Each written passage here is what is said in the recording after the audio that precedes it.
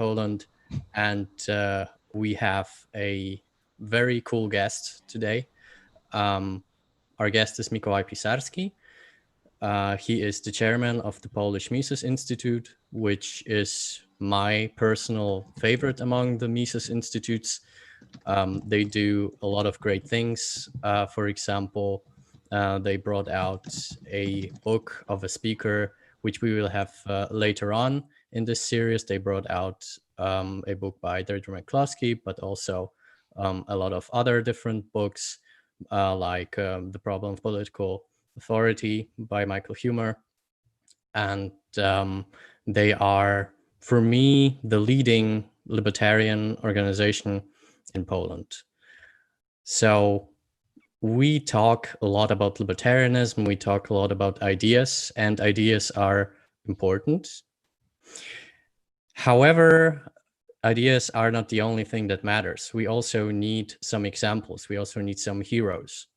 And Mikołaj will tell us something about some unsung heroes, because usually when we talk about libertarian examples, they tend to come from the USA, they tend to come from the English-speaking regions, but we have some great examples in Poland.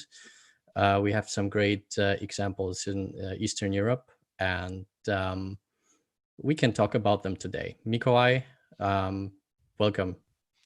Wonderful. Good afternoon, Adam. Good afternoon, guys. As always, it's a great pleasure to connect with the SFL community and share with you some pieces of knowledge that we've managed to acquire here in our work to promote classical liberal and libertarian ideas in Poland.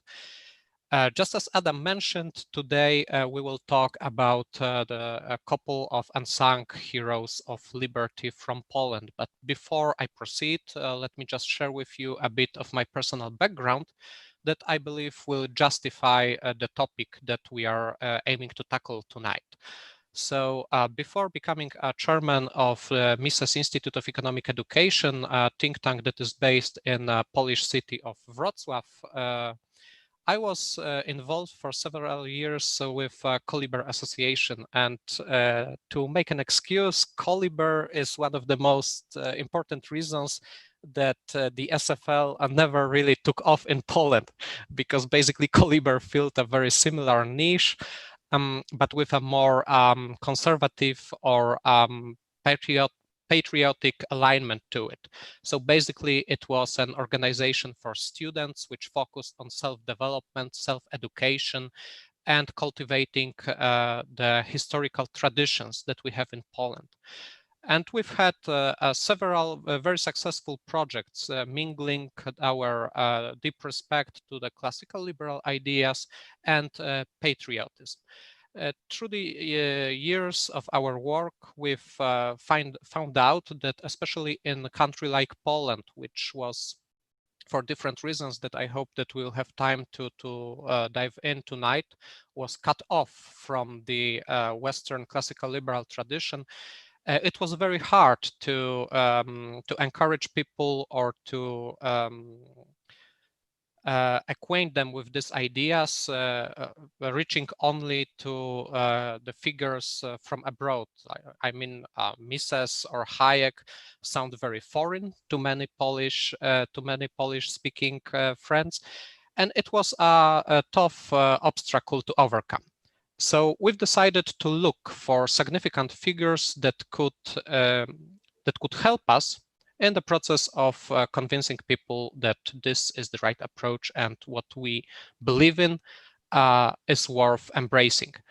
Therefore, I have threefold goal for our tonight's discussion. First, I want to share with you, present some lesser known figures from Polish history that I believe are inspiring to the next generation of liberty movement leaders. Then I want to encourage you as an audience to look for similar examples in your respective countries, because I know that every country, especially those that were cut off from this broad Western tradition, have similar examples. And lastly, I want to encourage you to reframe the debate that you are having in your own countries by incorporation of these examples, by using them in your day-to-day communication strategies that you use either in the SFL or in your respective organizations. So to begin with, I wanted to start with arguably the most impressive person from our short list. And his name was Witold Pilecki, a man who volunteered to go to Auschwitz. And Pilecki finally is becoming at least a bit more known figure thanks to Jack Fairweather's recent book, Volunteer, which is really great and I strongly recommend it. So the story of Pilecki begins in 1901 in a small town of Ounec. It's today's northeastern Russia, where his family was relocated by the Tsarist government of Russia. He was born in a family of with 4 other siblings, and his life from the very early age was marked by the struggle that Poland was exposed to. As only 17-year-old boy, he had to pick up arms and start to fight against the Bolsheviks, first as a member of the self-defense force in Vilnius, and later as the offensive moved into the then liberating Poland territory in Warsaw. Between 1918 and 1920, he fought gallantly and was awarded twice with a Cross of Valor for his endeavors as a very young boy.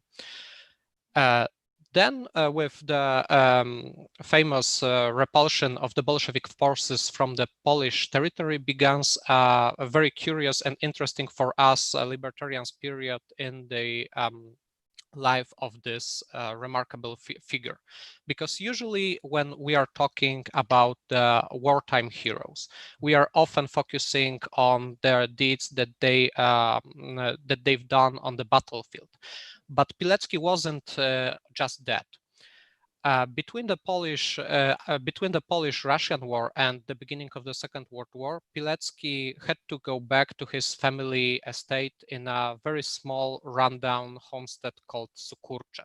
His father was sick, the situation was dire, emerging Poland was still a very poor country, so Pilecki had to employ all the entrepreneurial talents that he had to provide for himself and for his family. He began studies, curiously, on the art faculty. He was a painter, arguably with great talent. There are several of his paintings still available in this little homestead, but soon he had to abandon the ambition to finish his studies due to poor material situation. So he came back to this small homestead of Sukurcze and started to reorganize it, and proved himself to be a remarkably good entrepreneur. Since 1926, actually, he began a process of modernization and development of this rundown and heavily indebted place. From this point, he already embraced the importance of the cooperation, the spirit of cooperation. He always encouraged his neighbors, his friends, many of whom later become his comrades on the battlefield, to work with him. He encouraged them to not only pick up many social activities, organizing, for example, agricultural circle, but also he started a fully operational company, a dairy company, which he was a chairman of.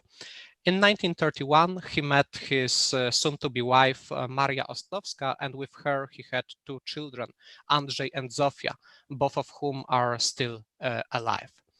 But this time of peace, this time of calm wasn't meant to be, and soon the Second World War was looming over this newly emerged Poland. Only after 20 years of regaining independence, first the Nazi Germany forces invaded on September the 1st. 2 weeks later, the Soviet forces launched a surprise attack from the other side, and soon Warsaw capitulated. But the spirit of Beletsky was unbroken. He very quickly understood that with the forces fighting over the Polish territory, there will be place to organize a partisan resistance.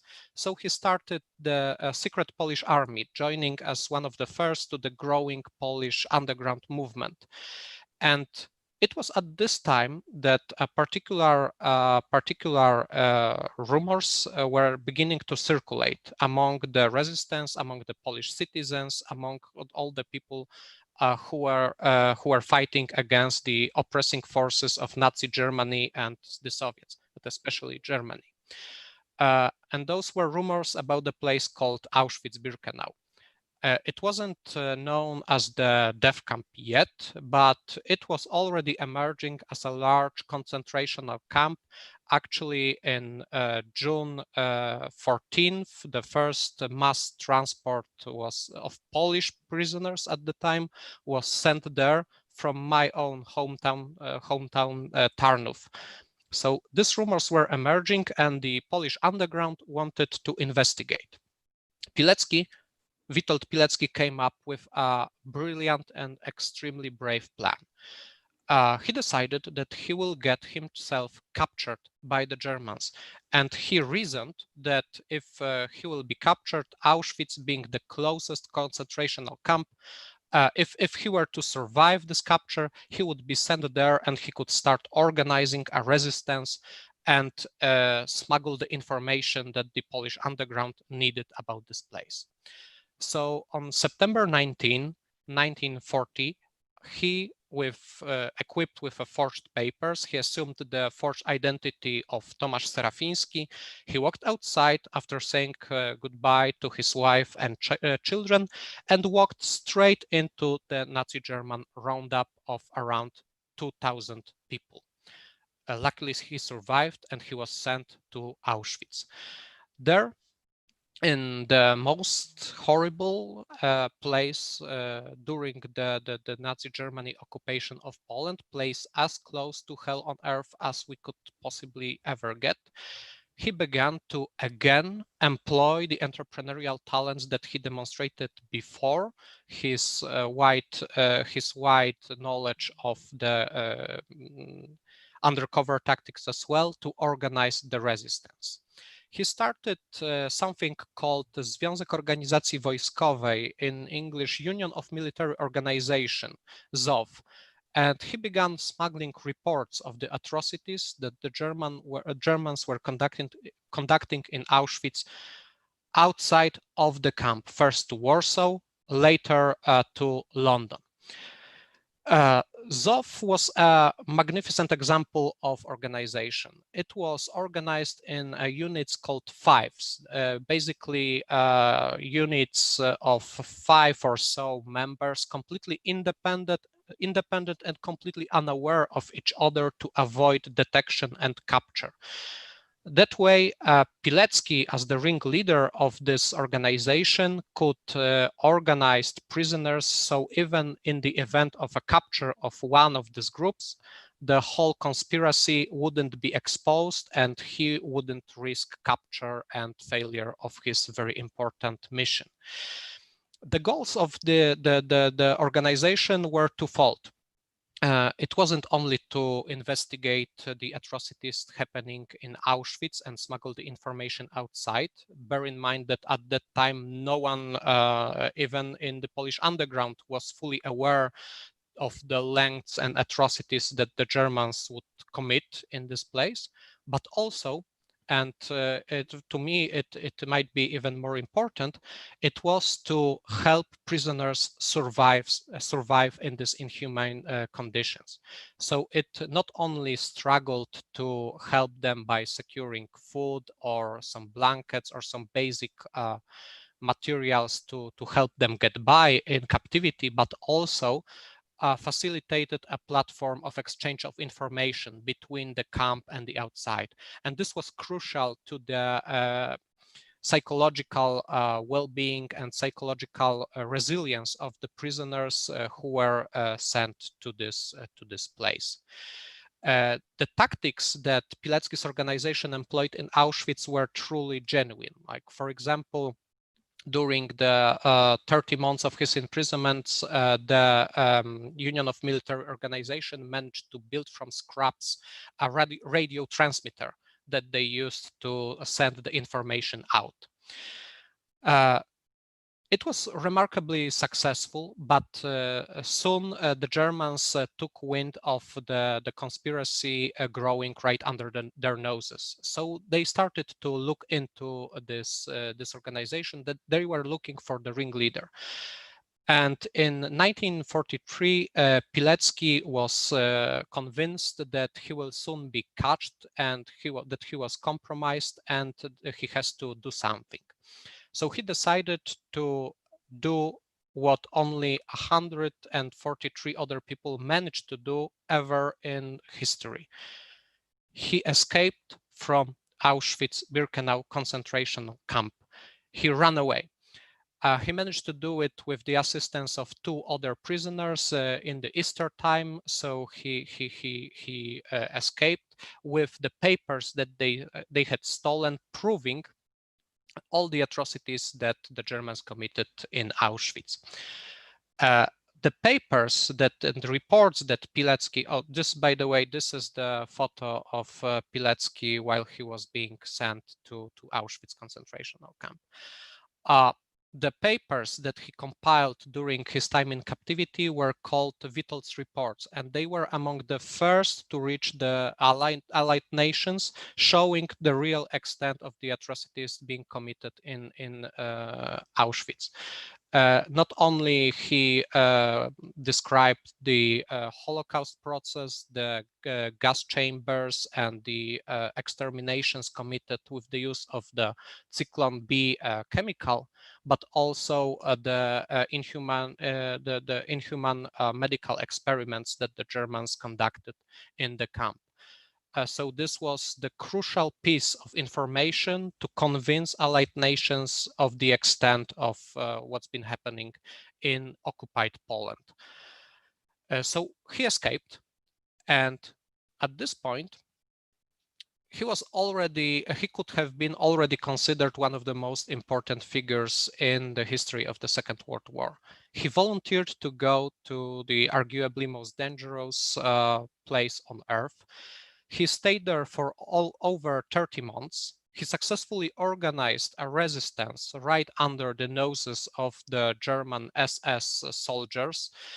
He helped innumerable amount of people both to survive and some of them escape from the camp, and even managed to send the information out for the world to know.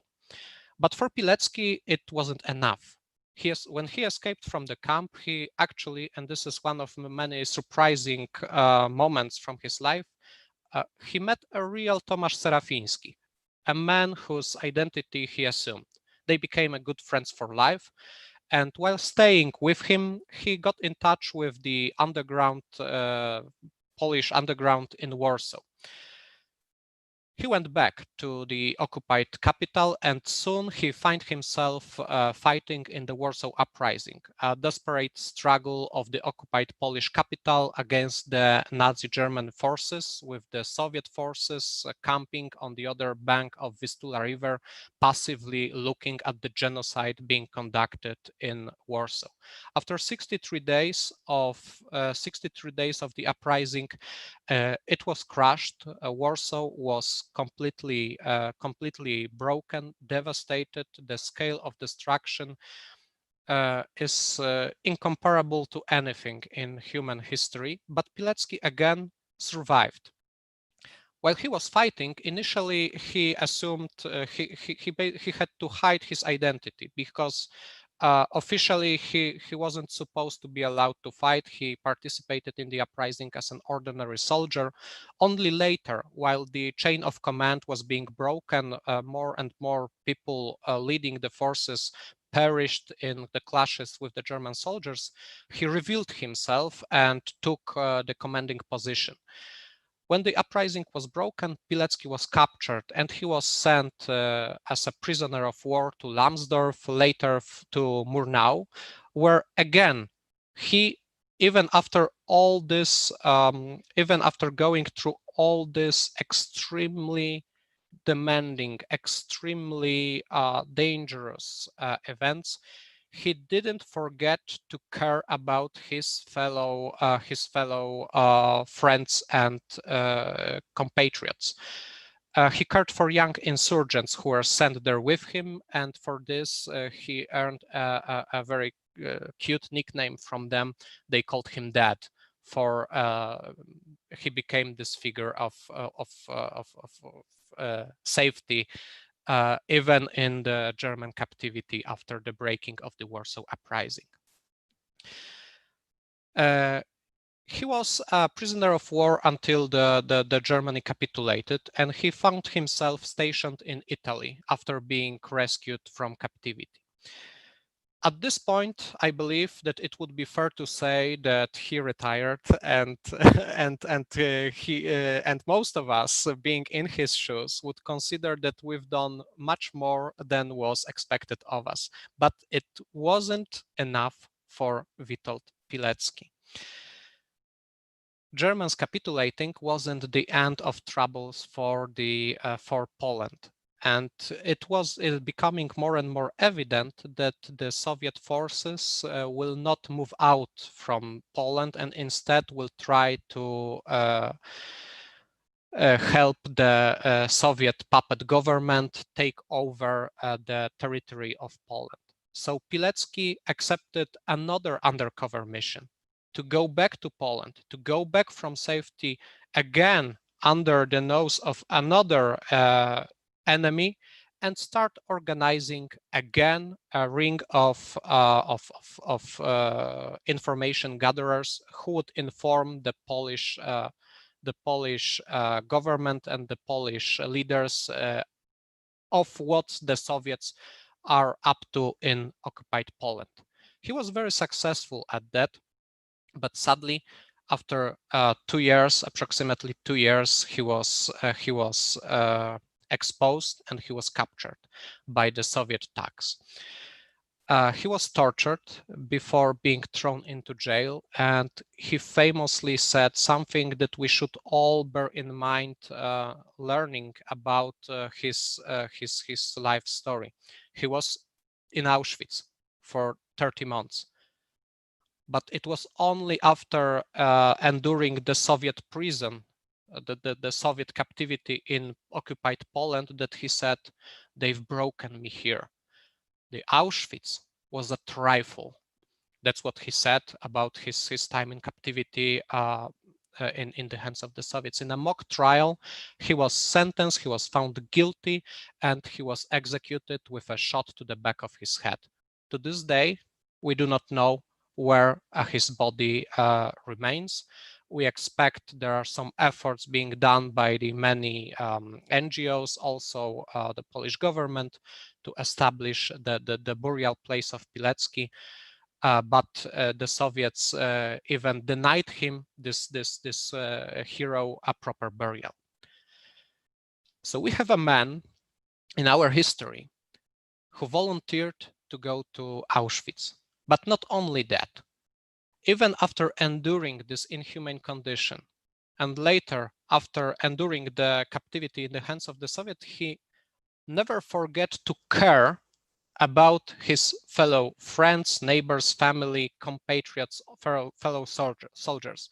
This is an extremely positive example to us libertarians, and especially if you consider the close interlinks between the Pilecki actions and the demonstration of entrepreneurial spirit that he built on as a foundation to become successful in the face of this unimaginable, impossible trials.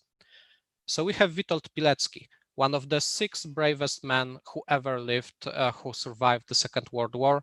I strongly recommend you this book called Volunteer by Jack Fairweather. This is a wonderful, detailed study of Pilecki life.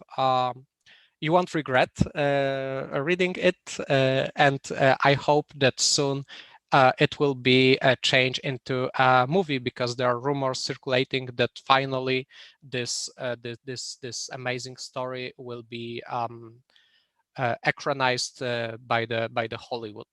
So we are hoping for that. The second character that I wanted to talk about is a bit different.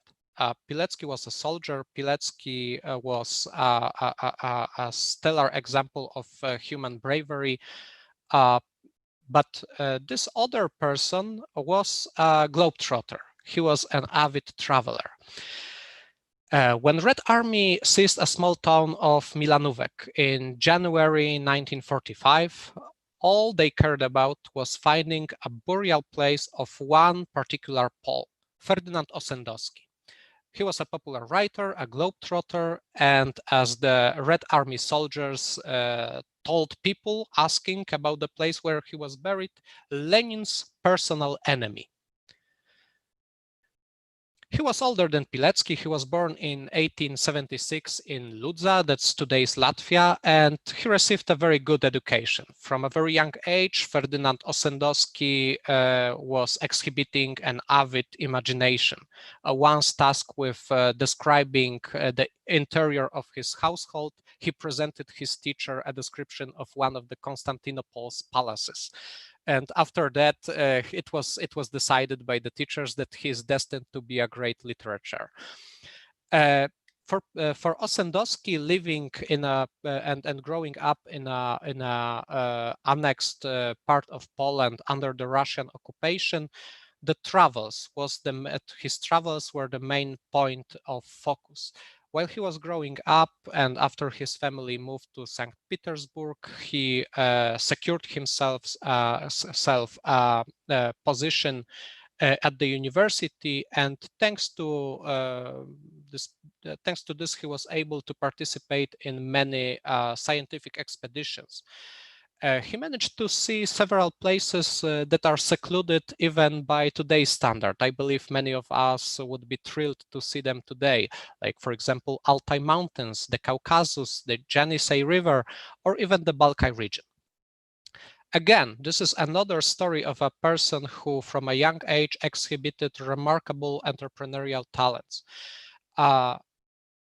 Especially in summer months, he often employed himself as a ship's writer on a line between Odessa and Vladivostok. And thanks to this and a relatively good pay of around 40 rubles that he received, he was able to travel the world. Especially his brief stay in India resulted in a first major book that he published. It was called A Cloud Over Ganges, for which he received a relatively prestigious award in St. Petersburg, where his family relocated. In 1899, his career came to an abrupt halt. He participated in student riots against the Tsarist government in Russia. He had to leave Russia to save his life. For 3 years, he stayed in Paris, where he was receiving his education. He went back only to again get himself involved, this time with the protests against the Tsarist regime brutality against the occupied Poland population. He was captured, and this time the punishment for this offense was death. But Sandusky, earlier being at the head of a local committee of these protesters, was managed to talk himself out of this peril. He famously swayed the generals and officials who were presiding over his trial by saying, "Had our committee been unable to take hold and contain the outbreak of revolutionary passions, you, dear sirs, would undoubtedly have been slain by bullets of your own soldiers or hanged by anarchists raging like beasts." To Sandusky, This experience with the Tsarist regime was the beginning of a strong anti-authoritarian sentiment growing within him. After leaving prison, because his sentence was changed from death to prison, after leaving prison, he had written his first important anti-authoritarian book, which I believe is available in English. So I strongly recommend getting this. In Ludzkiej pyli, in Human Dust, which described the, again, inhuman conditions and atrocities in the Tsar's prison in Russia. A funny thing about this book is that the famous Leo Tolstoy said that it was among his favorite. So this shows you the remarkable talent of Sandusky to write and convey his ideas. Between 1917 and 1922, a civil war between Lenin's Bolsheviks and anti-communist White Russians broke out in Russia. And Sandusky, being a very keen observer of the situation around him, left this situation with two main things. That Lenin is a man to be opposed, and that communism must be stopped at all cost, and that he wants to leave Russia and make Poland, the land of his heritage, his new homeland. But escaping Russia, especially in the middle of the revolution, wasn't that easy. He was tipped off that some of the secret police was coming to get him. He was able to very narrowly escape them, and basically abandoning all of his possessions, he escaped into the woods of Siberia.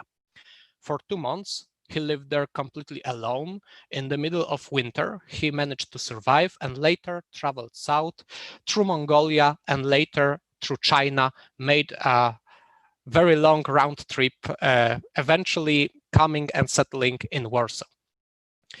During this trip, he managed to very intimately observe the atrocities of the Bolshevik Revolution happening in a time where actually virtually no one outside Russia was aware of what's been happening there. And in 1931, he published his most important work that earned him this mock name of Lenin's personal enemy. It was called Lenin, the God of the Godless. And in this book, he did, as the first person in history, something that completely eluded all the intellectuals of the West at that time. He completely dismantled and destroyed the myth of the Lenin that was being cultivated at the Western universities among the Western intelligentsia. He showed precisely all the brutal consequences of the Bolshevism, and especially the true brutal nature of the true brutal nature of the Bolshevik revolution. The reaction, obviously, was very angry from the Soviets. They wanted to use their diplomatic ties. They've ordered the embassies to call to the governments to pull back the book from the shelves. They wanted to censor it, but the word already got out. The Sandusky book was being translated into different languages. It was being read over the radio by the famous actors, and even the Pope sent his blessing and deep thanks after receiving his own copy from the man. Sandusky was much different than Beletsky. He wasn't a frontline soldier. He was more kind of a spy or adventurer kind of character. Especially in the interwar period, it was evident he was traveling the world, organizing several expeditions to Africa. But through his life, he always remained a firm, staunch anti-communist. It would have been so much easier for him to just keep quiet about what he's seen in Russia, to drop the Lenin issue completely and enjoy his life as a well-respected writer, very popular socialite both in Poland and abroad. But he never did it. This never even crossed his mind. He knew that after seeing these atrocities firsthand, it was his duty to expose them to the people and show them what was the real threat of the communism rising in Russia. He did it remarkably well. Sadly, when the war broke out, he was already quite sick, but still got himself involved with the Polish underground movement. He was participating in an effort to facilitate underground education to young Poles in Warsaw. He was working on a new educational curriculum for the young Poles getting their education, and he died only 3 months. Died of his sickness only 3 months before the war ended. Luckily, someone must have been well aware of what would happen if the Red Army soldiers were to find his grave. So he also was moved and buried in a hidden location so that the Red Army entering Poland would not be able to find his body and probably desecrate it as a revenge for exposing the atrocities of Lenin a few years before. So we have this second figure, an author, a spy, a man who was well-traveled, who could have enjoyed his comfortable life, but still, when confronted with this choice, was willing to go through with it and expose communism for what it really was. The book is still worth reading, so I strongly recommend it. Lenin, God of the Godless by Ferdinando Sandusky.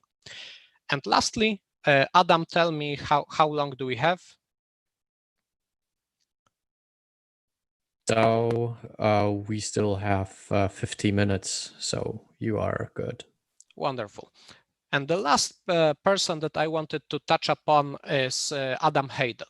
And this is another third different example of unsung hero of liberty from Poland.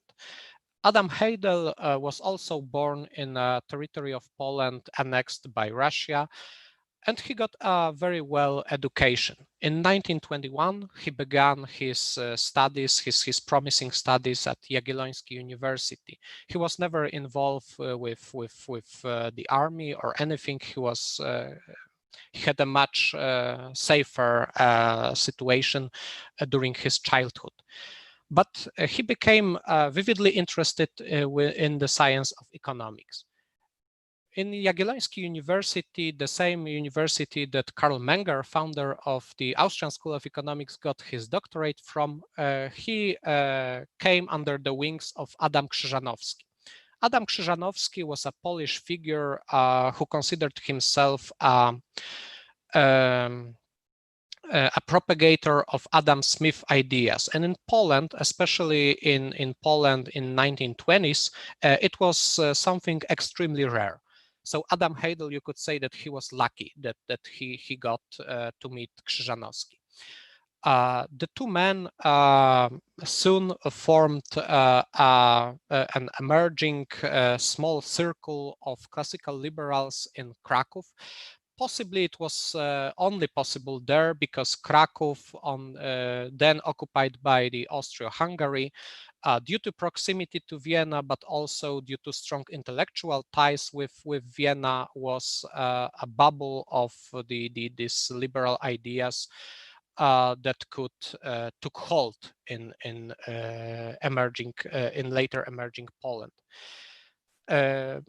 They started the Economic Association of Kraków, which could be considered, at least by Marcin Chmielowski, who is a great scholar and who put a lot of work into popularizing Heidel's biography, a think tank of sorts.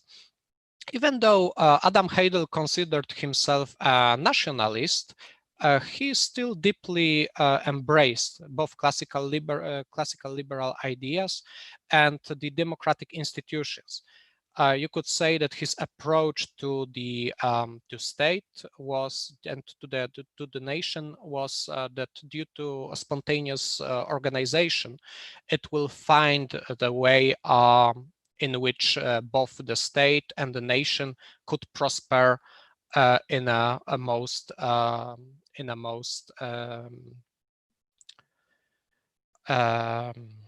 in a way that is best aligned with their interest. Adam Heidel started this economic association of Krakow with a goal, and I will read it from the so-called mission statement, with a goal of supporting any endeavor determined to improve the productivity of the nation on the basis of free market ideas, nurturing the teachings of entrepreneurship in all its branches, as well as observing the current economic life, the assessment of draft legislation, acts and decrees concerning any field related to social entrepreneurship, and spreading the news related to economics in society. So I believe that we can all agree that any modern think tank could basically accept this as their mission statement. And this was exactly what's been happening in 1920s in Krakow. Because as Marcin observes in his brief biogram of Heidel, he wasn't an original thinker in the field of his contribution to economic theory, but rather he was using the Austrian tradition and trying to apply its principles to the situation in Poland. Sadly for him, the Polish government at the time wasn't very recipient of it. In 1926, there was a military coup with government coming into power, which was not that favorable of free market or classical liberal ideas. So Heidel's propositions fell on deaf ears. But nevertheless, it was a beginning of birth of something unique that we call in Poland Krakow School of Economics.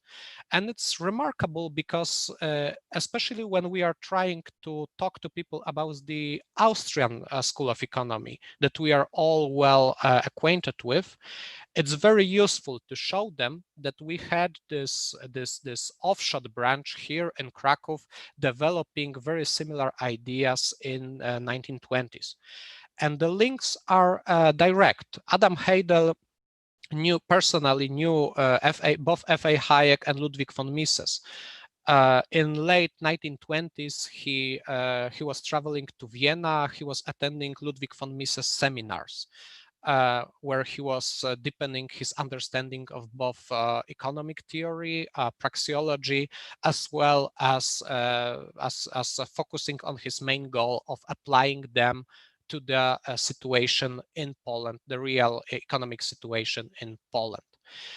Sadly, as all the other figures that I've presented, the Adam Heidel's life was sadly cut short. When the Germans entered Poland, it soon became obvious to them that if they want to hold their grip over Poland, they have to target the intelligentsia, which was the reservoir of the Polish patriotism and the reservoir of the Polish resistance. They wanted to break this spirit. Adam Heidel got involved with the Polish underground movement. Sadly, he was exposed, he was captured, and he was sent to Auschwitz. And again, we have another testament of bravery of these people who, confronted with unimaginable horrors, were able to stick to the principles that I believe are very close to what we consider important today in the liberty movement, because Adam Heidel was offered a way out. His family was actually coming from Germany. One of the officers in Auschwitz recognized his surname as distinct, and he offered him a way out of the death camp. if only he were to renounce his Polish heritage, if only he were to renounce his patriotic convictions, and if he were to do so, he could go free. Adam Heidel refused, and he perished in Auschwitz. So we have the third one. We have Beletsky, who volunteered to go to Auschwitz, who was fighting on the front line. We have Sandusky, who worked in the shadows, who used his wits to convince the world and expose the atrocities of another regime. And we have Adam Heidel, who worked tirelessly to implement this classical liberal ideas, Austrian school economic theory, to the real life problems of his homeland of Poland in the 1920s and 30s. This shows us that even though as Poland, we were for the most part of our history, we were cut off from the development of classical liberal ideas. In our history, we have these figures who independently came to a very similar conclusions, which were demonstrated in their approach to the challenges of confronting two of the most brutal, most vile totalitarian statist regimes in our history, the Nazi Germany and the Soviet Russia. This brings me to the second goal of what I planned for us for today, to convince you to look into your respective country's history. Because many of these figures, as happens with these three great heroes of liberty in Poland, are often being hijacked in a narrative by illiberal groups that we are not so happy about. For example, Beletsky. I've been joking with Adam before we started this recording that a very strange thing happened in the recent elections here in Poland. As I've mentioned, both of Beletsky's children are alive, and his daughter Zofia endorsed an incumbent president running for re-election, and his son endorsed an opposition candidate. Of course, it was a play on the part of the both candidates' campaigns, and this only shows you that if we are libertarians, if we step back, if we let them control this narrative, they will use it in a ways that will support and endorse ideas that are very far from what these people truly stood about and what their lives are showing us today. I believe that we can incorporate this in our organization's strategies and at a minimal cost and without great effort. For example, for us at the Mises Institute of Economic Education, a very important move was putting several years of work actually into finding and publishing a collected works of Adam Heidel. It was a very hard endeavor, but it proved extremely fruitful, because now when we are talking both to people at the government, but also at schools or universities across Poland, we have this material example of those ideas being developed, being implemented in Poland in our history by Polish citizens. And whether we like it or not, it changes a lot, especially if a person who was never exposed to classical liberal ideas hears something like this. Adam Heidel, a Polish professor of Jagiellońskie University, sounds to them much better than even F.A. Hayek, a Nobel Prize laureate, or Ludwig von Mises, a Lvov-born intellectual from Vienna. So as a first step in getting them interested in these ideas, this is something that's been extremely helpful. There are lots of efforts across many organizations in Poland being when they are successfully implementing this strategy into penetrating many different groups that otherwise would have possibly completely shut themselves off at the first mention of words like liberalism, libertarianism, or the like. So I strongly recommend you to dive in and learn more about these remarkable figures, especially Witold Pilecki. Witold Pilecki, I believe, should be one of the most important heroes of the broad liberty movement. He is and it's not an overstatement. In Poland, we often say that he is as close to a saint as a living person could get, because his whole life was basically flawless, and we know it in a very deep detail. But also Sandusky, also Adam Heidel. Adam Heidel, especially, is if you're interested in the history of economics, in Austrian economics, it will be very interesting for you to learn about this offshore branch that was being developed in Krakow. And I'm looking forward to learning about the unsung heroes of liberty, about the real heroes of liberty from the other parts of the world. So if you know them, if you have stories like this, I'd love to learn more about it. I'm sure that Adam also will be very interested in hearing this, sharing this through the SFL channels, so that we can use this perspective to strengthen the communication of ideas and things that are important to us. Thank you very much. Thank you. Thank you. Yeah, that's definitely worth to start a new series. It would be very interesting. We have a question from Bader. Are these figures taught in public schools, or are they still practically unknown in Poland?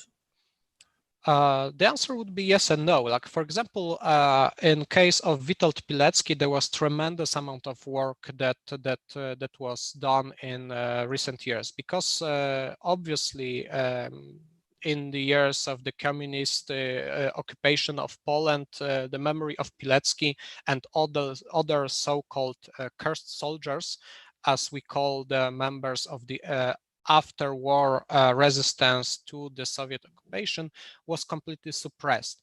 But in recent years, due to organic efforts of many non-government organizations, individuals interested in this matter, Pilecki was brought back from obscurity into a general public view. And he made it back to school. This is actually one of the few good things that the current government did. They are strong on this issue, and they made some changes in the curriculum so that Pilecki's story is firmly established in the public school curriculum. As I mentioned before, there's always danger that that the same story could be set from a different angle.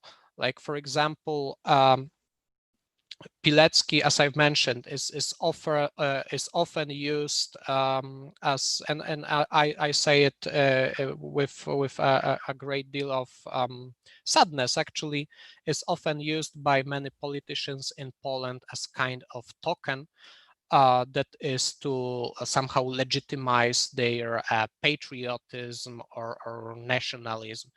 And I firmly believe that although these ideas were definitely very important to Witold Pilecki, using him instrumentally in that way is tarnishing his memory. As for Sandusky and Heidel, they are very unknown, very obscure. And this is curious because Sandusky is the second most translated Polish writer, only after Sienkiewicz, Henryk Sienkiewicz. So he should have been more known, but for some reason, also possibly due to his books being completely prohibited by the communists, he's not so well known. Adam Heidel, as I told you, many libertarian organizations are doing their best bring his memory. And I believe that even later this year, we will see yet another interesting demonstrations of this with another institutes dedicated to his memory being established in Poland to preserve his legacy. Yes, I think you have mentioned the name Marcin Chmielowski. There is this movie that they created about the Krakow School of Economics, which is available on YouTube. I must admit, I'm not sure if there is an English translation. I know that I've watched it, but you know how it is. Just don't remember. So you guys can check it out. If you will write down Krakow School of Economics, you should be able to find it. So it's definitely a great movie, and if it's not in English, it's definitely a good reason to learn Polish. I have another question, because those figures, especially Witold Beletsky, they are extraordinarily great to connect with those people who are kind of on the libertarian spectrum, but a little more on the right wing, who are a little more patriotic and conservative. And in Poland, we do have a lot of people who are, you know, devoted Catholics, who are in their beliefs a little more on the conservative side, but they would like to have low taxes, and they would like to have not as much regulation. However, I think especially in the last 5 to 10 years, we have more and more people, especially in the bigger cities, who are social liberals, social libertarians, but economically they are moderates. I don't want to say that they are leftists, but they are more on the moderate side. How can we use those personalities to reach those people? And is something like this being done in Poland? I believe that especially Pilecki's story has a great potential to resonate well with our friends of more left wing of the libertarian movement, or even directly on the left, because if you ask many of them, they are firmly opposed to the Nazi legacy, right, in the public public space. And let's put aside the question whether their definitions are right and all that. But I believe that Pilecki, as being virtually one of the most important figures of the opposition against the Nazi Germany atrocities, both in Auschwitz and in a broader context in Poland, is a very important figure. And actually a very curious thing happened, I believe, before the first round of the recent elections. One of the left-leaning parties, Razem, if I remember that correctly, I might get something wrong, but they've used Witold Pilecki actually in a context of presenting a firm anti-Nazi message on their social channels. So this shows you that this story can resonate in these places. Obviously, due to some, I'd say, aesthetical choices of the more conservative-leaning audiences, it would be much easier for them to relate with it. But I wouldn't discard it. The true bravery and the true character is not reserved to left or right or libertarianism or the other side. It's I firmly believe that it resonates universally and can bring us to this broader libertarian conclusions that peaceful, cooperative, and focused on broad entrepreneurship solutions are what's good to the society. So we have another question, and it is about the libertarian movement in Poland. What is the state of it? I mean, you are directly involved in it. with the Mises Institute, and you were also with the student organization called Libertarian. We know that we have SFL Poland, but how is the state Hello, of it? Mateusz.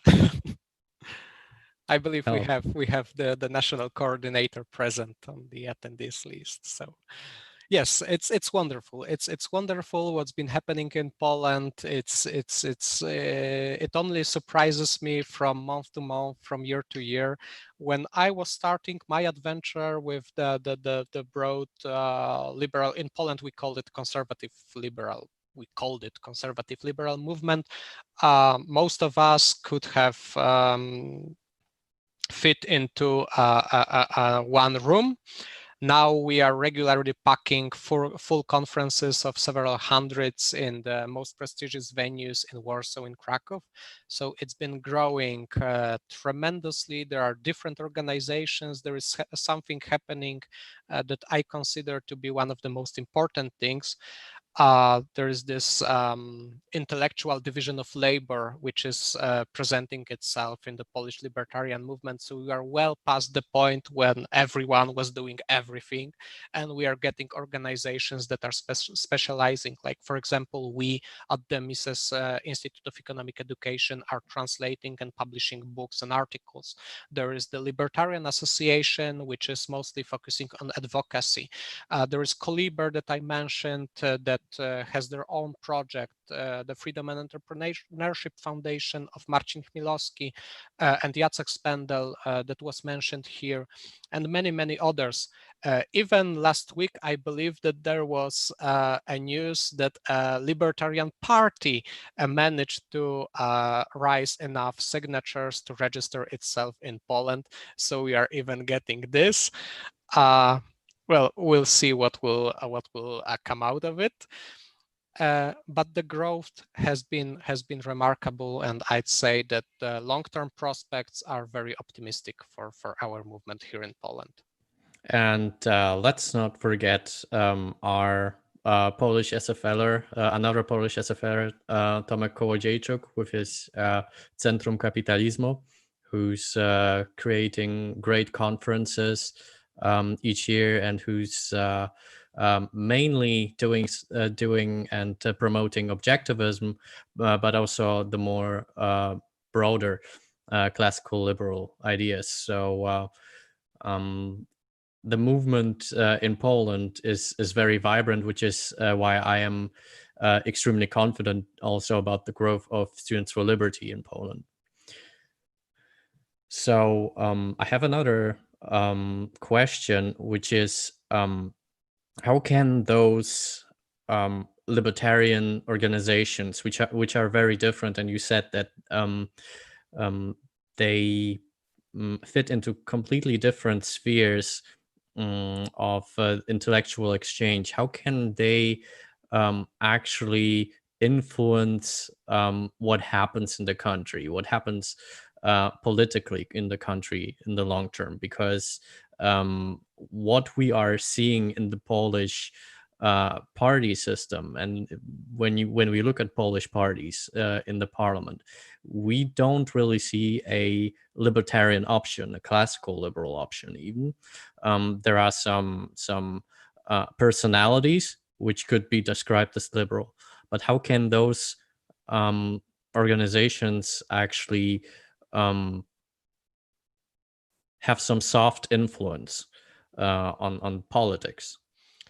So obviously, there will be many different strategies that we could employ, and I can only share what we've been doing successfully to some extent over the years, both at Coliber and at the Mises Institute of Economic Education.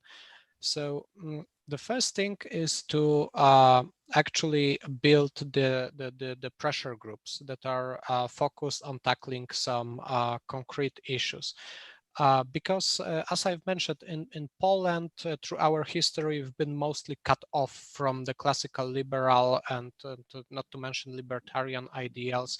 It's still very foreign. Like, for example, if you want to brand someone in Polish politics, the best way to do so is to call him a liberal, and it's basically an insult. if you want to double down on this, you can add neoliberal, so it's even worse than that. And now you are no longer friends, and so it's hard to do it. That's why you need to, and we've been doing it in the past, you need to focus on a specific issues. There is, I'm highly skeptical about the possibility of building a broad, even classical liberal or libertarian platform at this time in Polish politics, but this doesn't mean that we cannot argue for some concrete solutions. And funny thing, we have a relatively large representation of libertarians in the parliament. I believe that if we were to compare a share of libertarians in parliament with any other country in Europe, Poland would be number one, because we have half, I believe at least half of them are self-declared libertarians from Confederacja, which is a mostly conservative or even nationalist leaning, but with strong ties to libertarianism as well. We have many members of Law and Justice, surprisingly, who hail from classical liberal organizations. They are yet to manifest their dedication to these ideas, but they are there.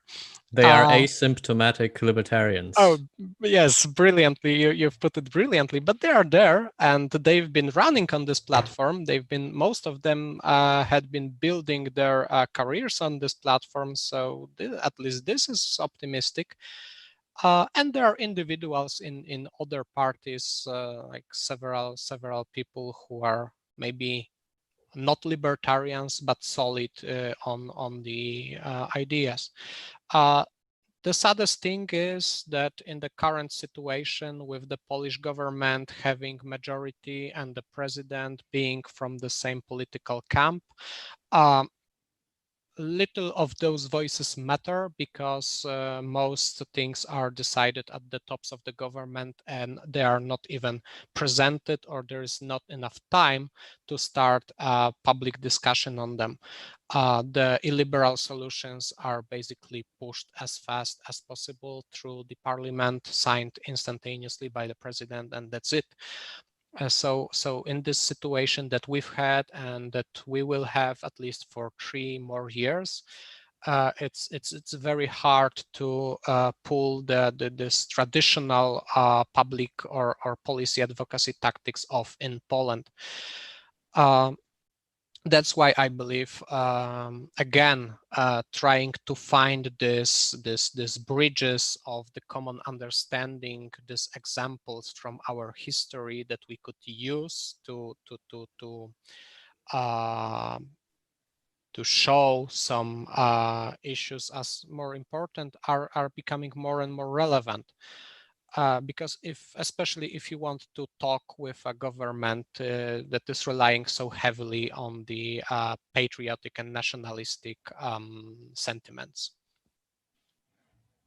Right. So my next question would be, what are the libertarian projects, broadly understood, that libertarians in Poland should target intellectually? What is something that you can achieve in Poland within the next 10 years? Wow, that's broad. I mean, so much depends on whether the political situation remains the same or changes after the next elections. That I believe that the 3-year horizon is the longest that we can think of.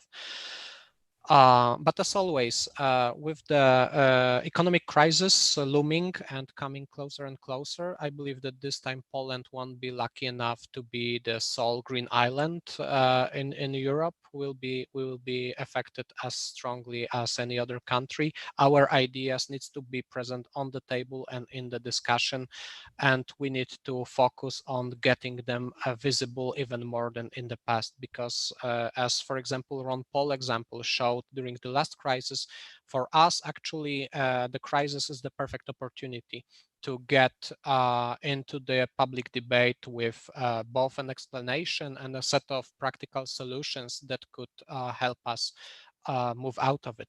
That's why at the Mises Institute of Economic Education, we've started a recent project. We want to send Henry Hazlitt's Economics in One Lesson to every member of the parliament and attach to it a 10 bullet point manual of good policy solutions that could help us go through the economic crisis without harm. And this is something that we are doing right now. I know that the other organizations have their own ideas. There is obviously works in the parliamentary commissions going on, but this is hard due to the reasons that I've mentioned before, like the legislative process in Poland due to this political situation is heavily distorted. It's happening so fast, and it's happening without regard to the external, without any regard to external voices, that it's hard to use this more traditional tactics. So we've been talking about libertarian and liberal personalities from the past. Who, according to you, right now are the leading classical liberals in Poland? This is a very tricky question, because if you mention a living person, not only you have to consider responsibility for anything that they will do after you endorse them, but also, especially in a society so divided as ours, you have to consider all the people who will be mad at you for mentioning one name over the other. Well, so you don't have to tell any controversial figures. So. Oh no, I want to. Actually, I want to. I'll mention two of the most controversial, but to me, both of them are unquestionable heroes of liberty, and I believe that both of them are suffering this bad press and this large amount of backlash in a very unearned way. So the first one would be obviously Janusz Korwin-Mikke. And Janusz Korwin-Mikke, to a whole generation of Polish liberals, libertarians, was basically a gateway drug. If they wouldn't stumble upon the blog that he ran or the books that he published even before the economic transformation, they wouldn't be here. And if you ask a random Polish libertarian how he got involved with this idea, there is a 90% chance that he will say to you that it was through the works of Janusz Korwin-Mikke. And I know that a large part of his legacy is highly controversial. He himself, I believe, wouldn't be happy if I were to describe him as a libertarian. But the results are obvious. Most of the young people that we work with, when we ask them, say us that they've been exposed to these ideas thanks to Janusz Korwin-Mikke. And I mean works of F.A. Hayek, Ludwig von Mises, Milton Friedman, many others. So this is one. And the other is Leszek Balcerowicz.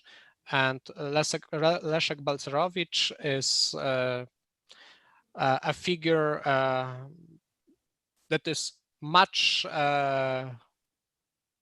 more easily accepted outside of Poland than in our country, because due to political tactics of his opponents, he became synonymous with all the struggles of the hyperinflation period and the transformation period, when he was pulling our economy from the central planned model into the free marketish model that we have. And Balcerowicz can be credited with something truly remarkable. The first completely successful economic transformation which happened without bloodshed. and this is something that we should consider as super important. And he's still very active. He's doing a tremendously good job with his think tank, Civil Development Forum. So these are the two real heroes at the broad ends of the spectrum of the public debate here in Poland that I personally consider real heroes of our liberty. And I am very happy that I can call both of them friends and inspiration in our work also at the Mises Institute of Economic Education. The funny thing about those two is that I think both of them wouldn't have liked to be mentioned together. But I completely agree with you. I know a lot of libertarians from Poland who started with Korwin, who now distance themselves from him, and rightfully, I think, to some degree. But on the other hand, there is this huge media attack for years on Leszek Balcerowicz, and it doesn't matter if it's the right wing, which is currently the government, or the left wing. He's a unanimously hated person in Poland. Only a small fraction of liberals and libertarians still protect him. So but he doesn't. Very important. But he doesn't need protection. His like the title of his biography. You have to know how to fight. So he's a good fighter. Still very active. Definitely. So thank you for the amazing talk, and thank you for the conversation afterwards. It was very interesting. I hope that a lot of people will see it, and I hope that the people that saw they learned something about Poland and some interesting figures. You have mentioned a couple of resources that they can look into, and I also thank our guests for being here, and I hope that the libertarian movement in Poland will keep growing, and I see that it is in good hands in the Mises Institute and Students for Liberty Poland as well. So I think that our future is very bright. Thanks for having me. It was wonderful to chat with you.